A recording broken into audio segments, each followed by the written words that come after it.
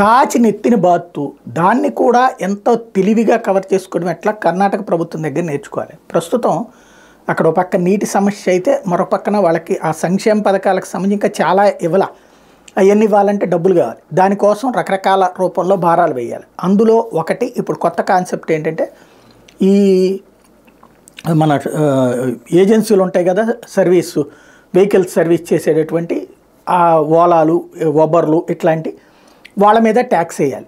అయితే బీజేపీ ప్రభుత్వం ఏం చేసిందంటే ఇప్పుడు కేంద్ర ప్రభుత్వం ఈ సంప్రదాయ తిరువనరుల శాఖ అభివృద్ధిలో భాగంగా ఈ వెహికల్స్ని ప్రోత్సహించింది. దాని కింద అక్కడ మెట్రో రైలు దిగిన తర్వాత మనం కనుక అక్కడ ఉన్నటువంటి ఎలక్ట్రిక్ వాహనాలు ఉంటాయి ఆ దగ్గరలో ఉన్నటువంటి వాళ్ళ ఇళ్ళ దగ్గరికి, ఎందుకంటే మెట్రో అంటేనే ఇళ్ళు దగ్గరలో ఉన్నటువంటి వాళ్ళకే మెట్రో ఎక్కుతుంటారు, మెట్రో దిగుతారు, మెట్రో ఎక్కుతుంటారు. అక్కడ దగ్గరలో నుంచి ఒక 5-6 కిలోమీటర్ల దూరంలో ఉన్నటువంటి వాళ్ళు అక్కడ దగ్గరకు మెట్రో ఎక్కుతుంటారు. కాబట్టి వాళ్ళకి మ్యాక్సిమం 2-3 కిలోమీటర్ల దూరంలోనే వెళ్తూ ఉంటారు. మ్యాక్సిమం అయితే కనుక 5-6 కిలోమీటర్లు.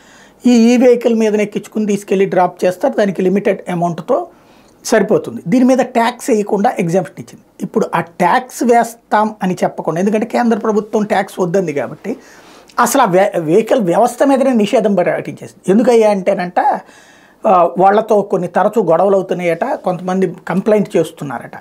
ఇప్పుడు ఆ లెక్కనైతే ట్యాక్సీల మీద కంప్లైంట్లు ఉన్నాయి, లేకపోతే బస్సుల మీద కంప్లైంట్లు ఉన్నాయి, లేదంటే కనుక ఇతర ఓలాలు వీటి మీద కూడా కంప్లైంట్లు ఉన్నాయి. కాబట్టి అన్నిటి మీద నిషేధం విధించేయచ్చుగా. అసలు ప్రభుత్వం మీద కూడా కంప్లైంట్ ఉండదు, ప్రభుత్వాన్ని కూడా నిషేధించేయచ్చుగా. ఓన్లీ వీళ్ళ మీదనే నిషేధం ఎందుకయ్యా అంటే ఈ మిగతా వెహికల్స్ అయితే ట్యాక్స్ వస్తాయి, ఇవి దీనికి ట్యాక్స్ రాదు కాబట్టి నిషేధించేశారు. దానికి ఈ పోచుకోలు కబురు ఏం చెప్తారయ్యా అంటే మహిళలపై లైంగిక వేధింపులకు పాల్పడుతున్నారన్న ఫిర్యాదులు రవాణా శాఖ వెలువెత్తినాయంట. మహిళల మీద లైంగిక వేధింపులు పాల్పడితే రవాణా శాఖ ఎందుకు ఇస్తారు కంప్లైంట్? ఎవడైనా పోలీస్ శాఖకి ఇస్తారు. కానీ వీళ్ళ తెలివితేటలు ఎట్లా ఉన్నాయన్నమాట.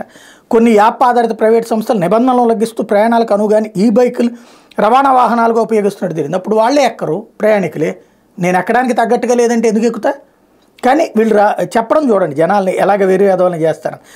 ఇకపోతే దీని మీద చివరికి ర్యాపిడో మాత్రం హైకోర్టుకు వెళ్ళింది. వెంటనే తమ మోటార్ వాహన చట్టాలకు అనుగుణంగానే బైక్ ట్యాక్సీ సేవలు నిర్వహిస్తున్నామని ర్యాపిడో సంస్థ వెల్లడించింది. రాష్ట్రంలో బైక్ ట్యాక్సీ సేవలు చట్టవిరుద్ధమని 2021లో ప్రభుత్వం వెల్లడించిన ఆదేశాన్ని సవాల్ చేస్తూ ఈ సంస్థ హైకోర్టు పిటిషన్ వేసింది. దీన్ని విచారించిన కోర్టు ర్యాపిడో సేవలను నిషేధించరాదని మధ్యంతర తీర్పు చెప్పింది. ఈ పిటిషన్ మీద ఈ నెల 20న పూర్తిస్థాయి విచారణ చేపట్టబోతుంది. ఈ కారణంగా ప్రభుత్వ ఆదేశం తమ సేవల మీద ప్రభావం చూపెట్టదని చెప్పి ఆ సంస్థ ప్రకటించింది.